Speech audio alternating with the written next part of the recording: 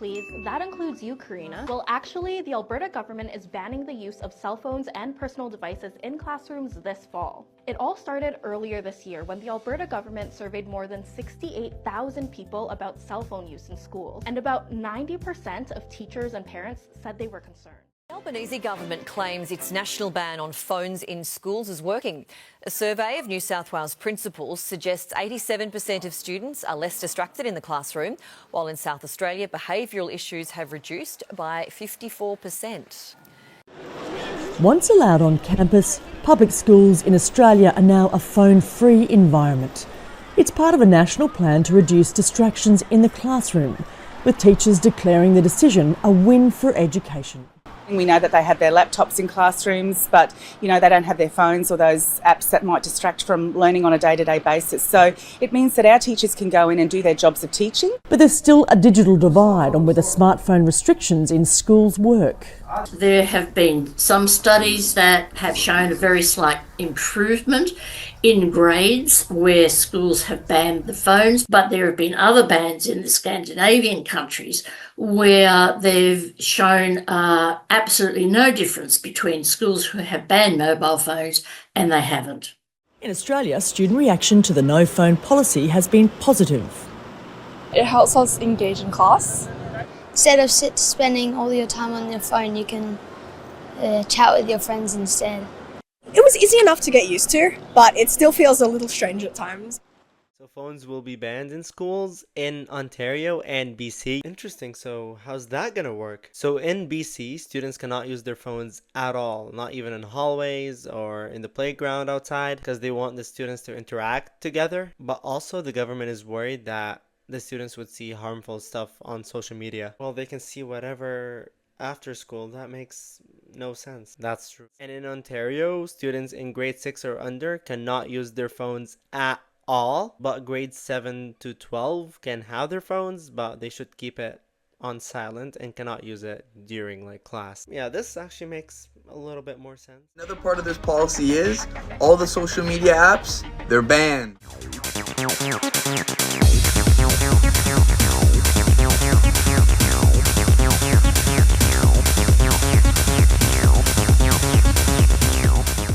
The government wants to stop kids using their phones at school, but will it actually work? They've just sent head teachers in England some ideas like making kids give their phones to teachers every morning, or even banning all phones from the school completely. 1 in 3 Year 10s and Year 11s say pupils use their phones in most or all of their lessons.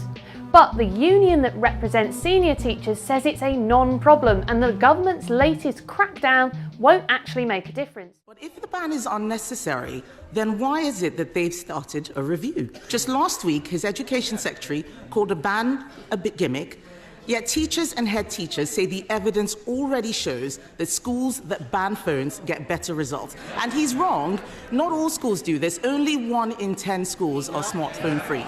So will he U-turn on this? First at 9, state lawmakers are one step closer to banning cell phones in your kid's school, something that Governor Ivey expressed support for during her State of the State address. Your reporter Josh Gant looks at how many states have already banned phones, Josh, and what expectations there could be here in Alabama. That's right. Banning cell phones in schools catching on nationwide, with at least 8 states enacting bans in the past 2 years, with several more states proposing bans this year. The Focus Act passing the Alabama House today. It bans cell phone usage for students in kindergarten through 12th grade during the day in most cases. 72% of U.S. high school teachers think cell phones are a distraction in the classroom. That's according to Pew Research Center. The bill's sponsor here in Alabama says the new law would also protect the well-being of children and their mental health. This legislation does include some exceptions for children with health conditions like diabetes who use their cell phones to monitor their blood sugar. The bill now advancing over to the Senate. We'll, of course, keep you updated on the progress. Bloomington High School taking an aggressive approach at keeping students off their phones. Principal Mark Harbison says the school purchased 1,800 of these Yonder pouches for $20 each. Students are instructed to put their phones and other devices inside and can't access them until after school. While some students are not happy with the new policy, others like the idea. I do like it. Honestly, it has been an adjustment. 66 bans the use of wireless communication devices during instructional hours at Alabama public schools, effective in the 2025-2026 school year. Supporters say it will potentially help improve student mental health and grades while decreasing bullying. There are exceptions to the ban, such as if the use of the device is in line with the student's individualized education program or accommodation plan. If the use is for educational or learning purposes while being supervised by a school employee, or if there is an emergency that threatens the life or safety of the student or another person. Some House members were concerned that regardless of the exceptions, the ban would still impact a student's ability to get help. Those devices need to be somewhere where those children can call parents or even call 911 and say somebody is shooting in our school. All that we're doing is setting that floor for what they have to do, which is turn it off and store it off of their body. But how that gets stored is left up to the local boards of education.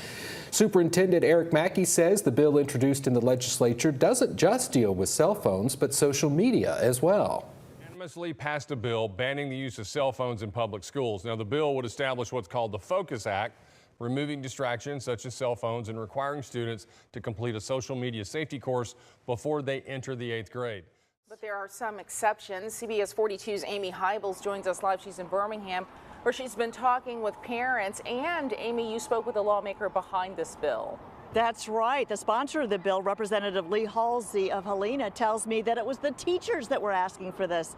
According to a survey conducted by the Pew Research Center back in 2023, 72% of U.S. high school teachers say students being distracted by cell phones is a major problem. House Bill 166, students would not be allowed to possess a wireless communication device in any public elementary or secondary school building during the instructional day, unless the wireless communication device is turned off and stored in a locker, backpack, car, or similar storage location. I feel like it's necessary for some children and necessary for some cases. Very needed. Maybe the kids will learn more. I think that the cell phone bans are a positive action. Phones and stuff, they're incredibly addicting. They're made to be addicting. And I think that this is a great way to kind of wean us off of that. Like when we're younger, your parents would give you like a phone or a tablet or something, you know, to keep you distracted or something like that. And they don't really teach you how to put up boundaries when it comes to devices. We have to teach digital literacy skills, like kids need to know how to use social media, and by an outright ban of smartphones in schools, we are not getting any closer to teaching those skills. Now, he's not denying that phones in schools can be a distraction. Many times in a classroom, we are asking kids to use those devices as calculators. Kids are working on homework in a lunchroom without laptops, and so they're using their phone as a Google Doc. I think we sometimes think of kids as just doing things that are naughty. And more often than not, they are trying to do the things we ask them. Says these outright bans are leaving behind the most vulnerable populations, like low-income students who may not have access to Wi-Fi at home.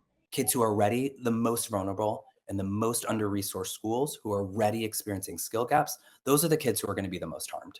Now, when it comes to emergency situations, that's where you have a lot of different opinions with parents and students, some of them saying, look, we can't reach each other during a lockdown. I don't like that. I want my phone. But I spoke to one teacher who said that actually phones during a lockdown situation could create more chaos by spreading misinformation.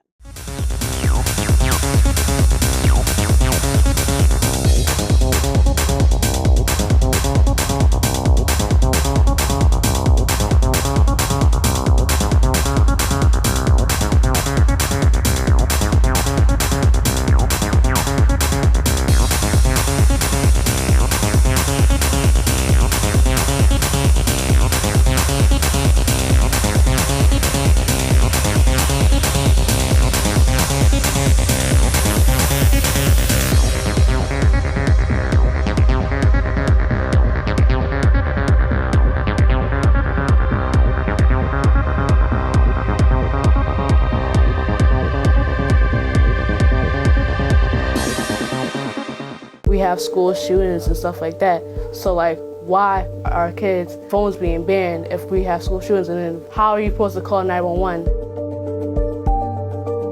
So So the current policy here at West Philadelphia High School is that we do allow the students to bring the phones into school, but the expectation is that the phones are put away once they enter the classroom. How do you feel that's been going? They're on the internet, Instagram, and things like that have nothing to do with what's going on inside the classroom.